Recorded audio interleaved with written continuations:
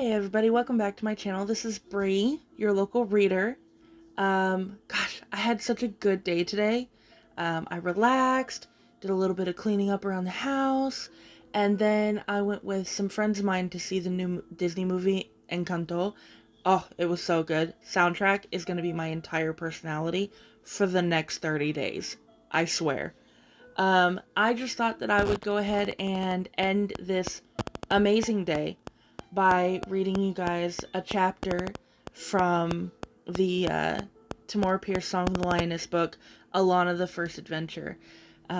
We are on chapter 5, the second year. So let's get started and let's get into this adventure. Because she slept for 3 days, Alanna avoided most of the questions about her part in Jonathan's cure. When asked about it later, she gave all credit to Sir Miles. Whenever the knight tried to discuss what had happened that night, Alanna always changed the subject. She knew Miles watched her, but she said nothing, knowing it would only bring the whole discussion up again. Prince Jonathan also watched her, yet he never spoke of that night. The less said about the whole thing, the happier Alanna felt. She wondered, sometimes, if Jonathan even remembered the place between life and death. It was possible that he didn't, and he never brought the subject up. The chilly winter turned at last into spring. Alanna unpacked her light clothing once again. She dressed one morning in a fever of excitement. It was the day the Pages were to go to the long-promised trip to Port Kane, and Alanna was barely able to hold still. Suddenly, she froze before her long mirror, watching the glass closely. She bounced up and down. Her chest moved.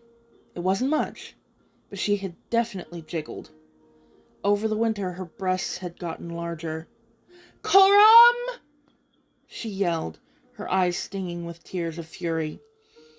The man stumbled into her bedchamber, blary-eyed. "What is it now?" he said with a yawn.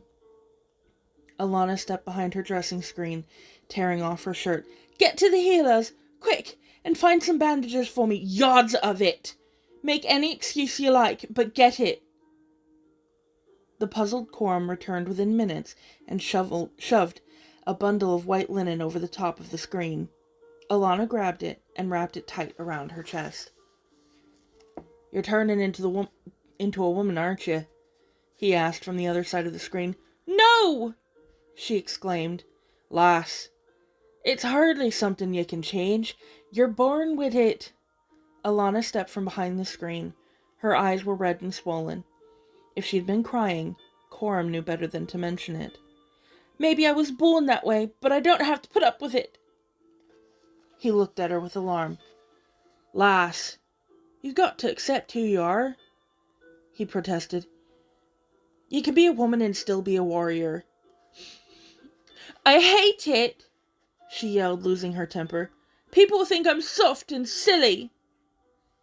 "You're hardly soft," he replied sharply. "And the only time you're being silly is when you talk like this." She took deep breaths.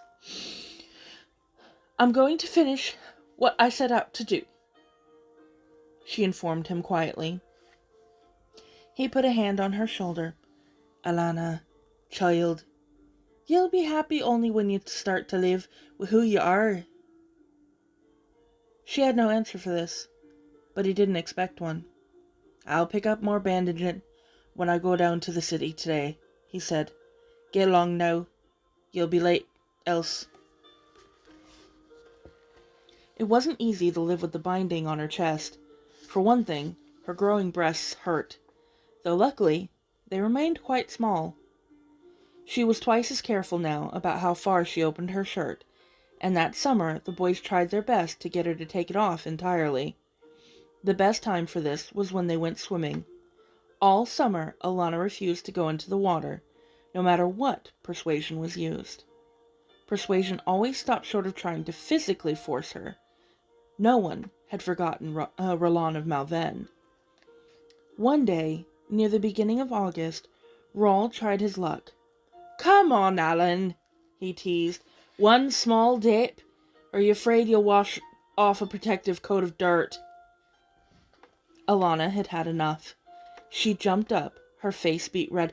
I hate swimming, she yelled, and I'm cool enough, so lay off. Someone giggled. Rawl was head and shoulders taller than the page who was glaring at him so fiercely. Alan, he's only teasing, Alex called. I'm tired of being teased, she snapped. All summer long I put up with this. Why can't I do what I want without being pestered all the time? Rawl shrugged. Unlike Alanna, Rawl had no temper to speak of. Nothing seemed to make him angry. Well, if you're going to be touchy, I won't bother you anymore. Fine.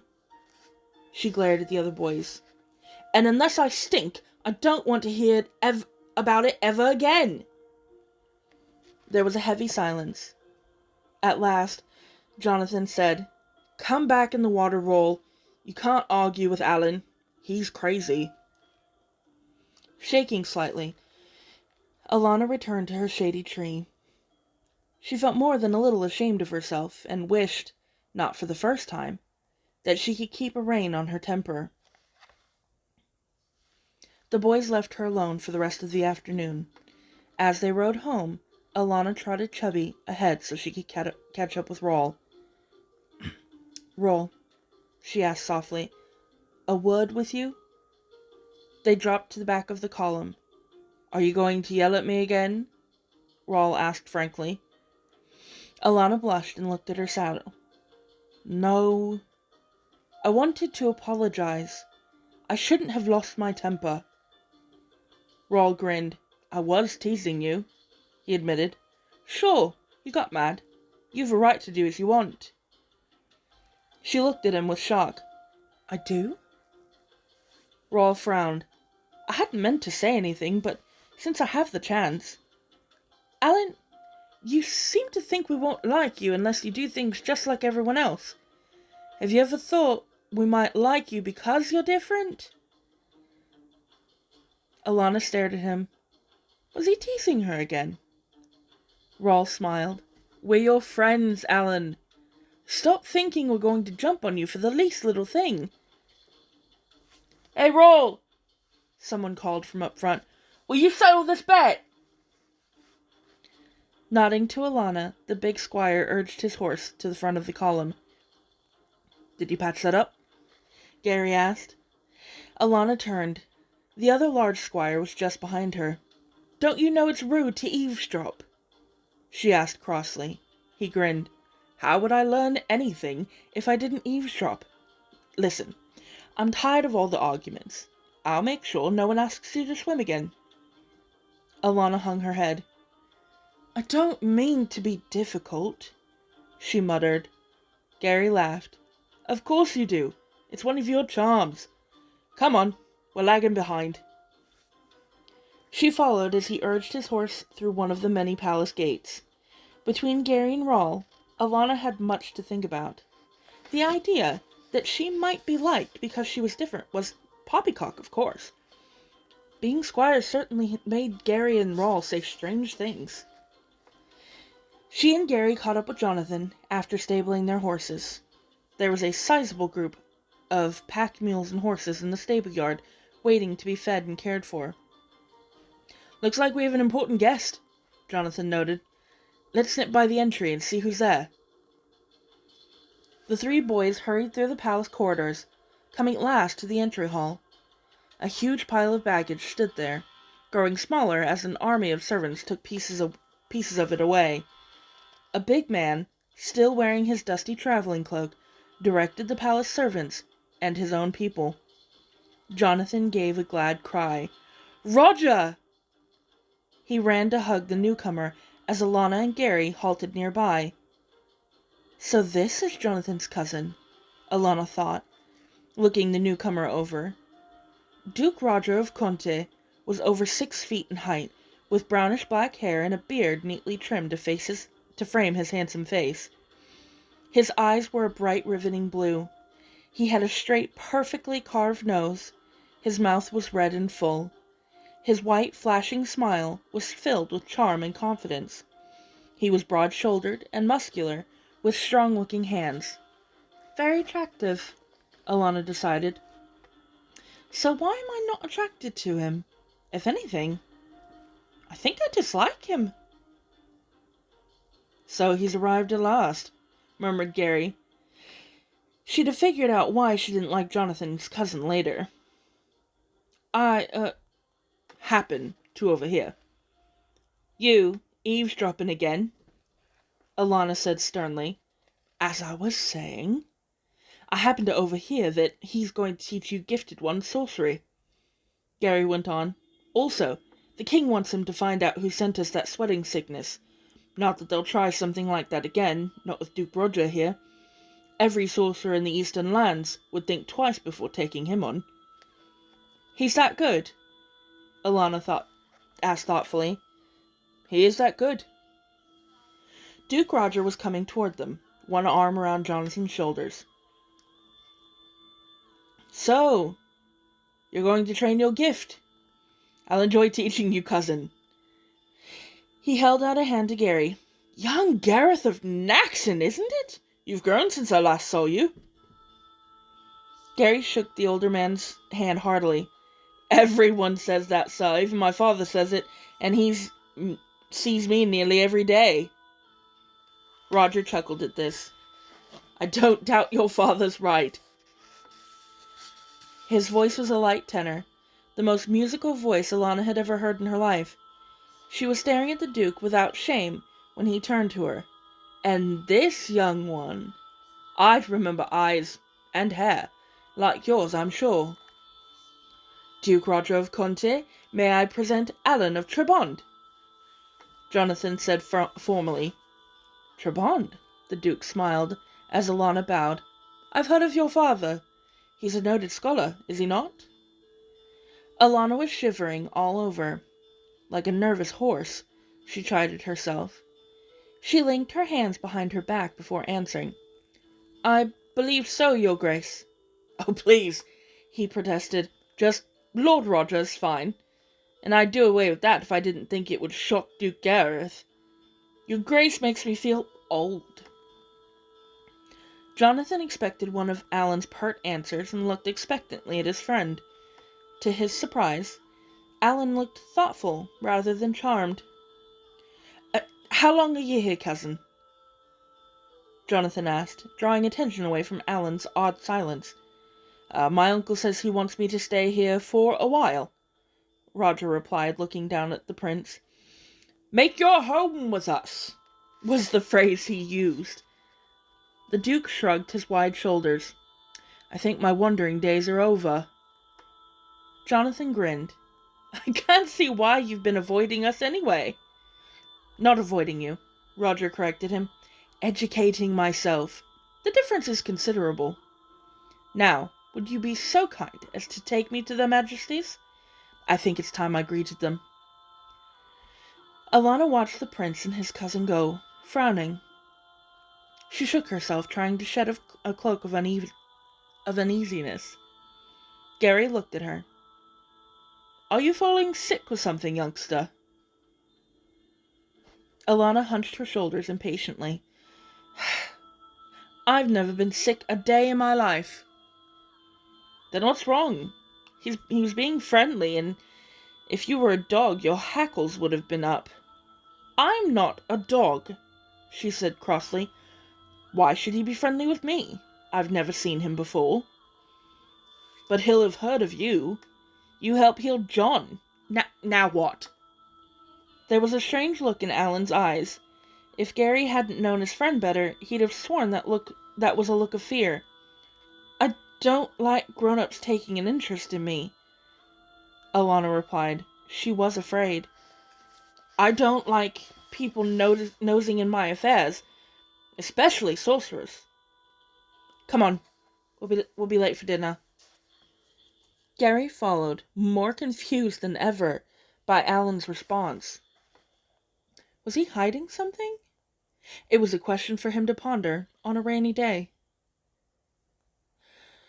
Shortly after Roger's arrival, each page or squire was summoned to an interview with the king's nephew. He tested them all for the gift. Gossip said he would find it even if a boy tried to hide it.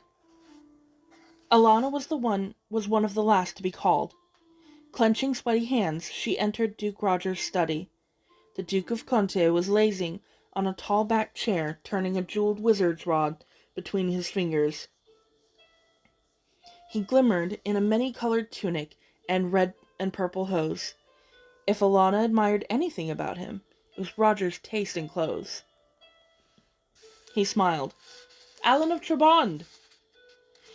He gestured to the chair facing his desk. "Please, have a seat." Alanna sat carefully, folding her hands in her lap. Every nerve in her body was on alert. She hadn't gotten this far to be caught. "I understand you used your gift to heal my cousin of the sweating sickness." "Sir Miles directed me, sir." "It must have required a good deal of power on your part, though. You took a great risk." "My village healing woman had trained me, sir, and I was exhausted for days after." She watched his face. He seemed to accept that Miles had done the thinking, and she had supplied the power. So Miles hadn't talked about that night. She liked that. "Well, at least I don't have to ask you any useless questions. You already know you have the gift, and in abundance. And you learned from your village healing woman." "Yes, sir. My father didn't know we were trained, though. He didn't want us learning any sorcery. He'd throw a fit if he thought I was learning it here." "Then we won't tell him." "You say we. Tell me about your brother. I understand you're twins." Roger's bright eyes never left hers. Alanna frowned and rubbed her forehead. Suddenly, she had a headache. He's in the city of the gods, sir? Father sent him to be a priest, but I think he plans to take up sorcery." Roger smiled. "A noteworthy ambition. What is his name?" "Tom, sir. Why is he staring at her so?" The man looked at the jeweled rod in his hands. "My cousin speaks highly of you, Alan of Trabond." "We're friends, your grace." She discovered she couldn't look away from him. "My uncle-in-law, Duke Gareth, also speaks highly of you. You are a most worthy young man, by all accounts." Alanna blushed with shame. If they knew the truth, they wouldn't speak so well of her. "Your grace is very kind." She wished he would let her go. She'd never had such a fierce headache. Roger sighed. Suddenly, Alanna could look away from him, and the pain in her head had lessened. "I am not often kind, Alan." He tapped his rod against his hand for a moment. Finally, he said, "I think I learned what I needed to. Report to me in my solarium Monday after breakfast. You may go." Alanna bowed and left gratefully, her head still pounding. She felt exhausted and a little nauseous. Coram appeared at her side, a worried frown on his face. "Well?" he demanded. Alanna didn't ask how he knew. It was almost impossible to keep anything from the palace servants. She rubbed her temples.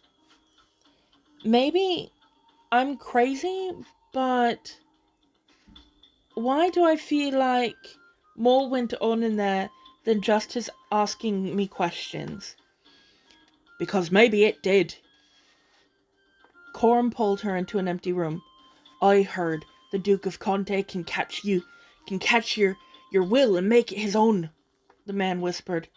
"They'll say he'll reach into your mind, make you say what he wants to hear, unless you're defended. Unless there's a wall in you, he can't reach over."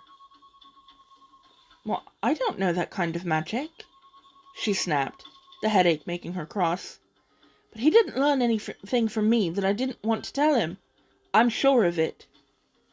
"Then your magic's stronger than his." Coram said. Or you're protected by the gods. This was too much for Alanna. She laughed and gave Coram a shove. You've been nipping at cook's wine. Protecting from the gods! Making me say when I don't want to say. Gone with you! Coram opened the door. Laugh if you want. He shrugged. I'm only an ignorant old freeman, listening to stories by the fire. But if it's all so funny, why do you look as if someone pulled you through a currycomb? There was no answer to that, and Alanna didn't even try to invent one. One fall evening, Stefan the hostler gave her a note. You've been looking for a horse, it read. I have one. Come to the city first chance you get. George. A horse! A real horse, the kind of horse a warrior ought to have. Alanna scribbled sums on a sheet of paper. After careful figuring, she decided she could buy a horse, and if it was the right horse. Wistfully, she said farewell to sweets for a long time, but a real horse would be worth it. She was tired of riding palace horses, and Chubby was getting old. The pony deserved a rest. She knew very little about horse buying. With such a large purchase, Alanna wanted an expert opinion. But who could she ask? With wrestling in the afternoons as her worst subject, it meant she could take free time only in the morning. Coram had guard duty in the morning, so that let him out.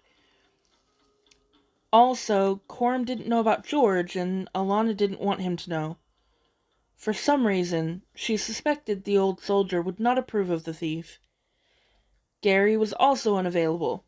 He was restricted to the palace for one of his numerous pranks. She nibbled her thumb. Who could she introduce to George? Alanna needed 2 steps to match one of Jonathan's. This made the walk into the city brisk, but their pace was suited for the crisp fall day. Alanna watched her friend, thinking. The prince, just 15 in August, was growing again. Already, he measured 5 feet 7 inches. His voice was beginning to boom and crack, too, just as Gary's and Rawls had last year. Soon, Alanna would have to start faking the voice change herself. We're all growing up, she thought, and sighed. Jonathan heard the sigh and looked down at her. I'm glad to help you pick your horse, he commented. But why all the secrecy? You never told me you'd relatives in the city. Alanna made a face. I had to tell Duke Gareth something. You see, the man we're meeting, he's not a relative. He's a friend. Thanks for coming with me, Jonathan. He tousled her hair. I'd do anything to get out of reports in council. It's spring planning day. That always puts me to sleep. Alanna led him to the Dancing Dove. Old Solemn was asleep at one of his tables. Alanna roused him with a friendly slap to the back. Wake up, you old drunk. Is George around? Solemn peered at her. Why, it's Master Alan. But not Master Gary. Master Gary won't be around till Midwinter Festival, she told him. At his tricks again, eh? Solemn shook his white head with appreciation.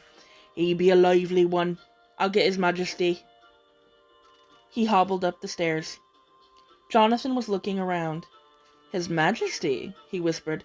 And how does this man know Gary? Oh, Gary comes with me all the time. Alanna avoided the other questions by following Solemn. Jonathan had no choice but to go along. George was finishing breakfast when the innkeeper showed them in. Staring at John, he rose. Finally he bowed, his grin mocking. Solemn, go back to sleep, he ordered.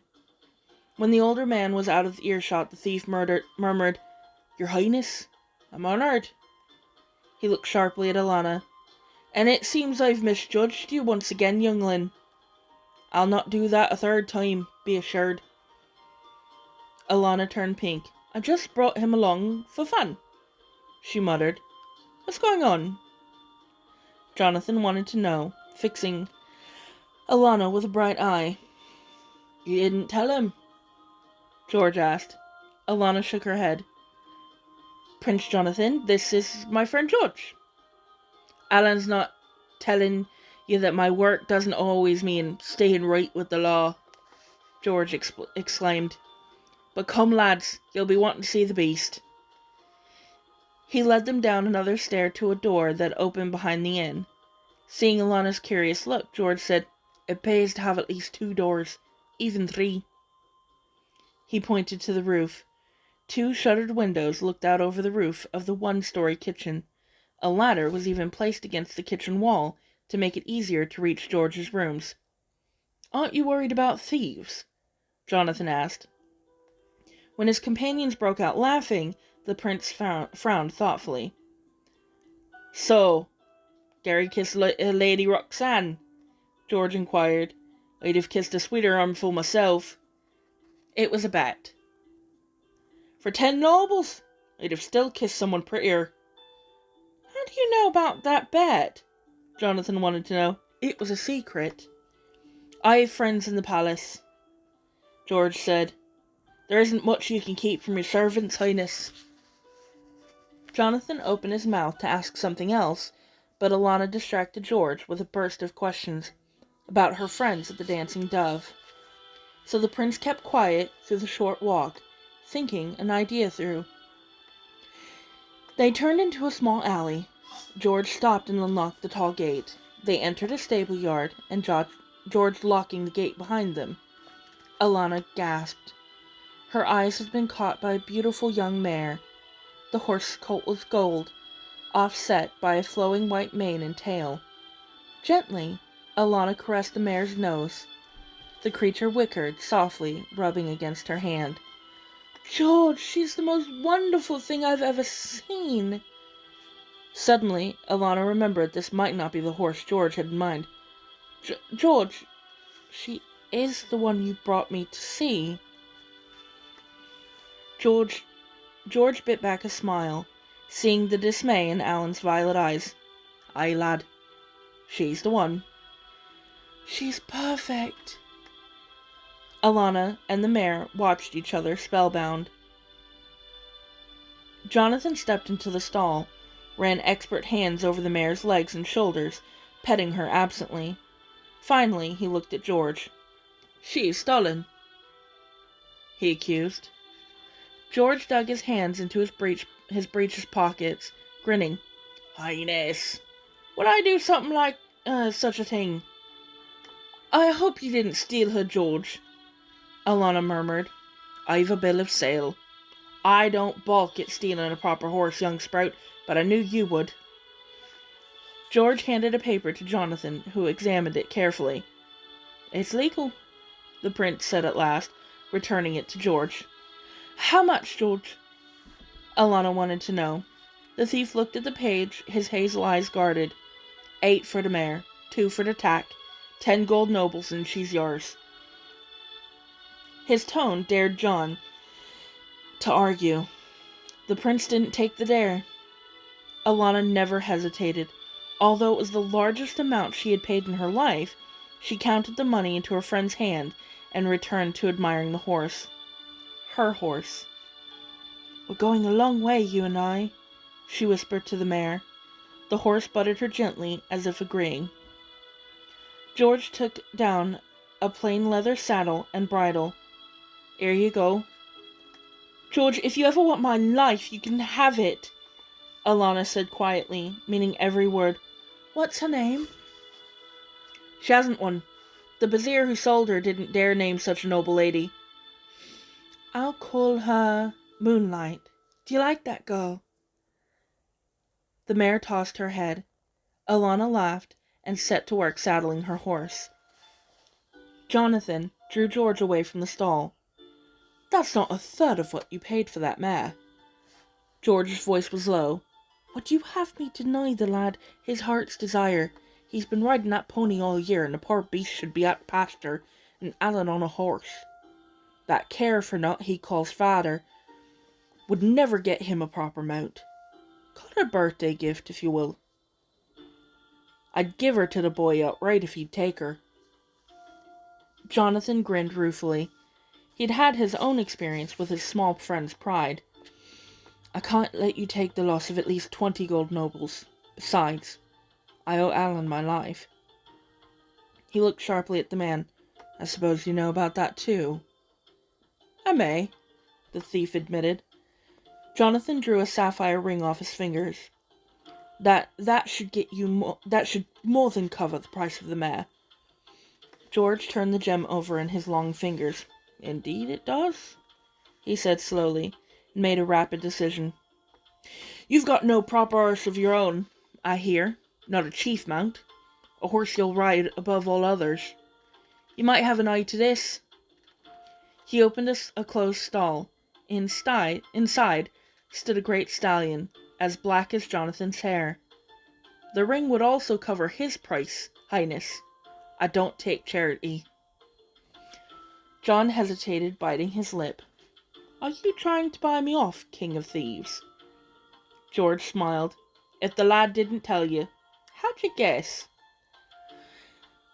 I sit on my father's council, remember? I've heard about you. George smoothed a hand over the stallion's nose. I've no wish to buy your silence. This is a sale, right and straight. When I bought the mare, I couldn't let this one go.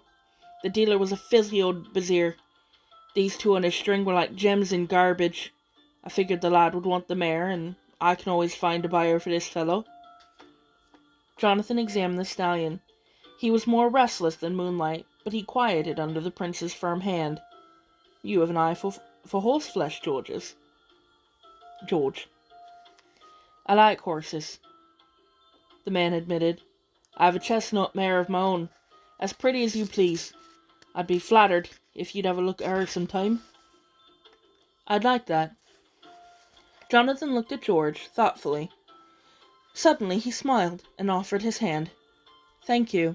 A good horse can mean a man's life. George took the offered hand, his eyes searching John's for hidden motives. You honor my taste, Highness. I'm Jonathan to my friends. Kings and princes should be friendly, don't you agree? George laughed, but there was respect in his gaze. I agree, Jonathan. And never fear, I'll use that friendship.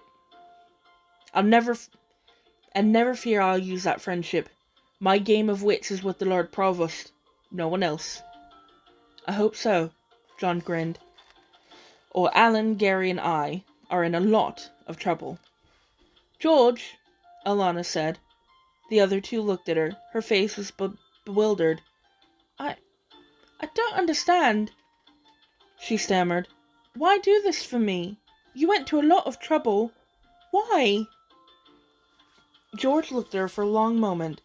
Finally, he replied, And why do you find it so hard to think someone might like you and want to do things for you?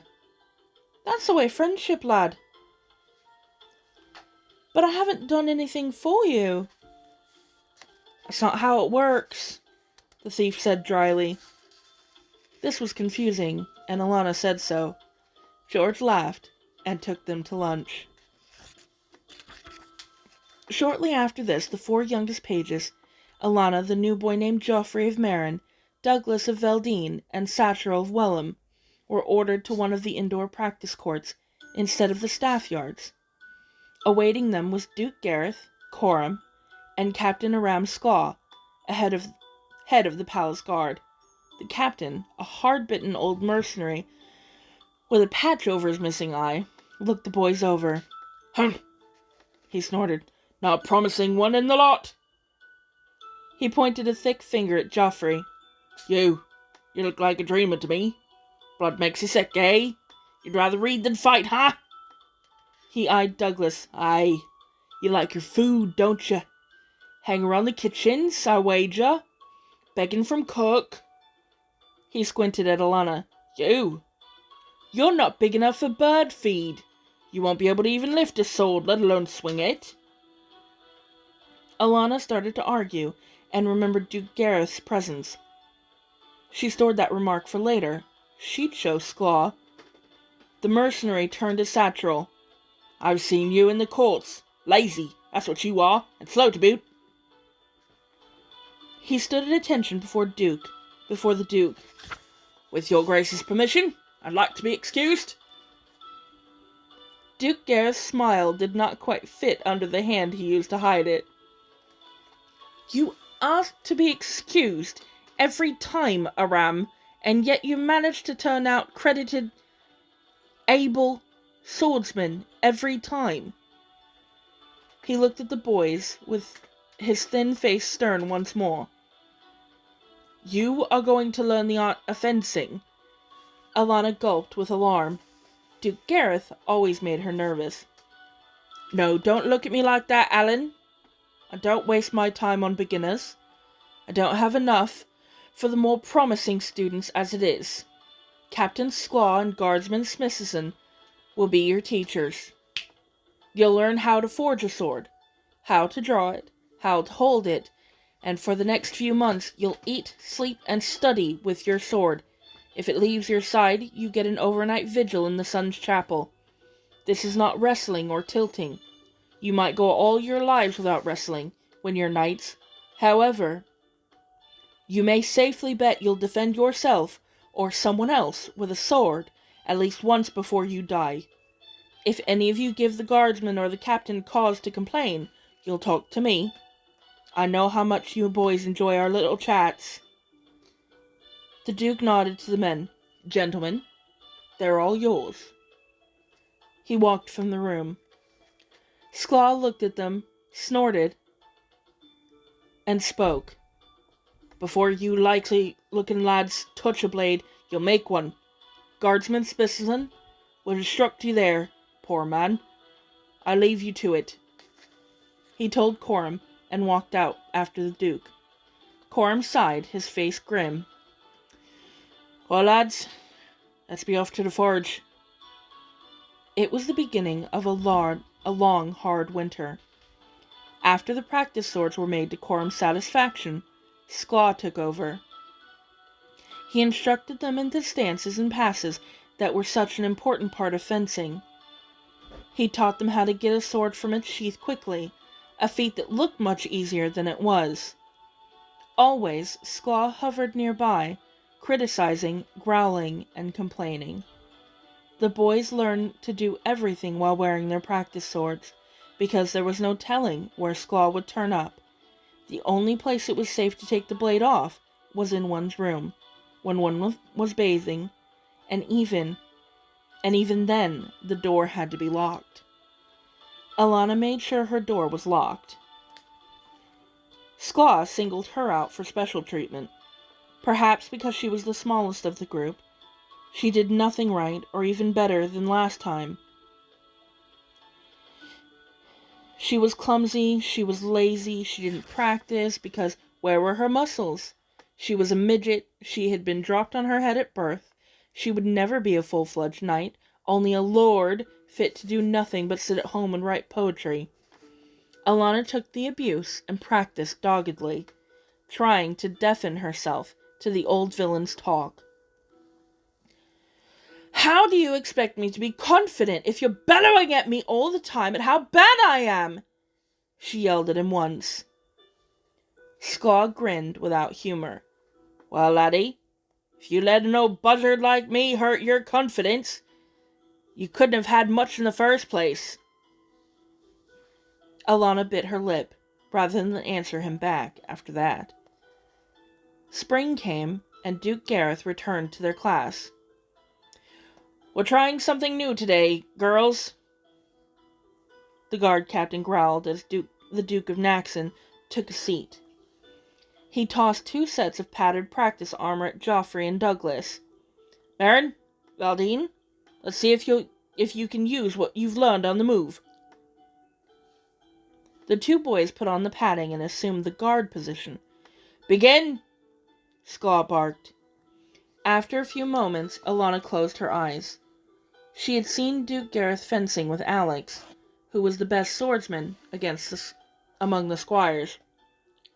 It was a mockery of the kind of fencing Joffrey would lurch forward and swing his sword at Douglas, Douglas would hurry to block the swing, stumble back, and then lurch forward to try and swing at Joffrey. After a while, Duke Gareth called a halt. Between them, he and Sklaw went over the duel, showing each boy how he could have placed his feet better, how he could move more quickly without stumbling, how he could improve his balance. Finally, they were permitted to strip off their now sweat-soaked padding. "Willem, Trebond." Sklaw shoved 2 fresh suits of padding at them. "If you can do as well, I'll be much surprised." Alanna assumed the guard position, feeling her knees trembling. It was like taking any other kind of test, only 10 times worse. A knight lived or died by his swordsmanship. Without a mastery of swordplay, she would be no knight, have no great adventures. Suddenly, Satchel, who was a friend and a sometimes companion, looked like a menacing ogre. A tall, bulky, menacing ogre.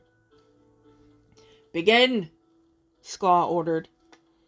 Alanna stumbled backward as she tried to avoid Satchel's lunge. Recovering her balance, she brought her sword up just in time to block Satchel's downcoming swing. She stumbled again and recovered only in time to block another swing and another. And another. She stumbled and blocked without making any swings of her own, and without really getting her footing. The boy lunged forward suddenly, his sword point headed straight for Alanna's throat. She tripped and fell over her own feet, dropping her sword. When she looked up, Satchel was standing over her, his sword in the kill position at her throat.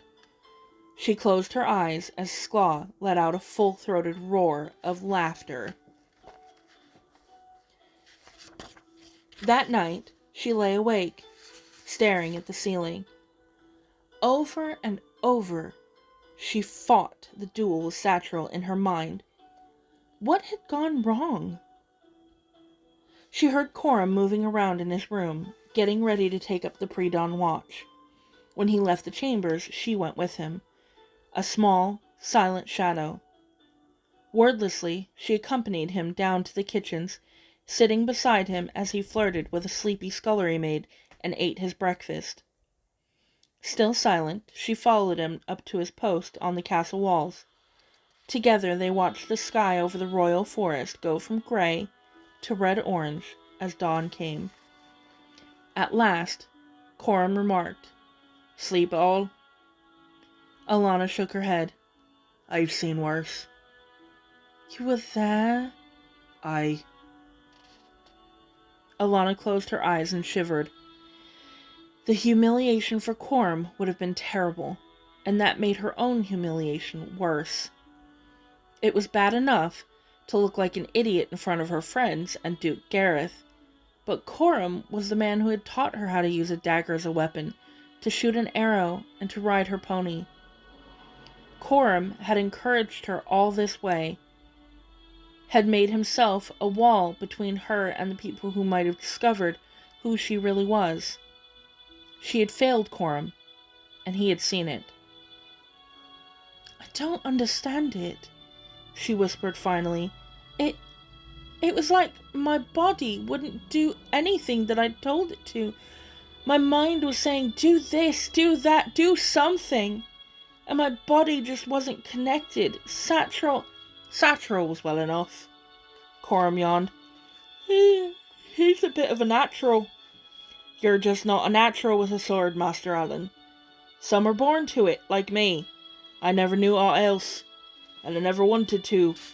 Now some never learn the sword at all, and they don't survive their first real fight. And then there's some—" "Yes?" Alanna asked, grasping at this straw. She was obviously not born to the sword, and she had no plans for dying in her first fight. "Some learn the sword. They work all the extra minutes they have. They don't let a piece of metal or a ram's claw beat them." Alanna stared at the forest and thought this over. It's possible to learn to be a natural? It's just as possible as it is for a lass to learn to beat a lad, and the lad bigger and older than she is, and in a fair fight. Well, you fought fair. It had taken weeks of training in secret to beat Roland. The long hours, the bruises, and her constant exhaustion were fresh in her mind. But it was worth it, Alanna thought. More than worth it. She stretched, yawning widely. Can I borrow your sword? Coram looked at the weapon hanging from his belt. This is bigger than you are. Exactly. Coram stared at her for a moment, then slowly unbuckled his belt. He handed the sword to Alanna, his face expressionless. Alanna hefted the weapon in her hand, and it was the largest, heaviest sword she had ever handled.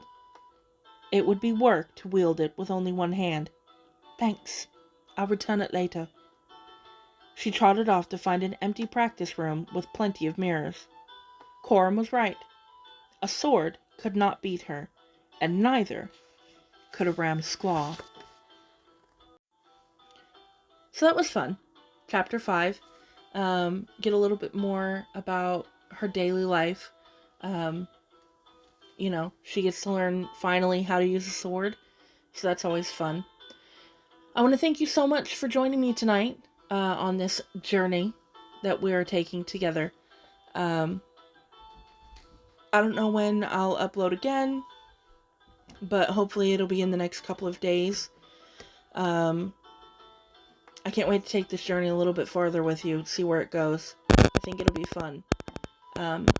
Thank you so much. Please like, comment, subscribe to my channel. Turn that little bell notification on so that you know every single time that I upload a new video. I want to thank you so much for joining me. Tell your friends. Tell me how I'm doing. Down in the comments section below. Anyway, you guys have a wonderful evening. Enjoy your weekend. And hey, it's almost Christmas. So, alright, have a good one. Bye.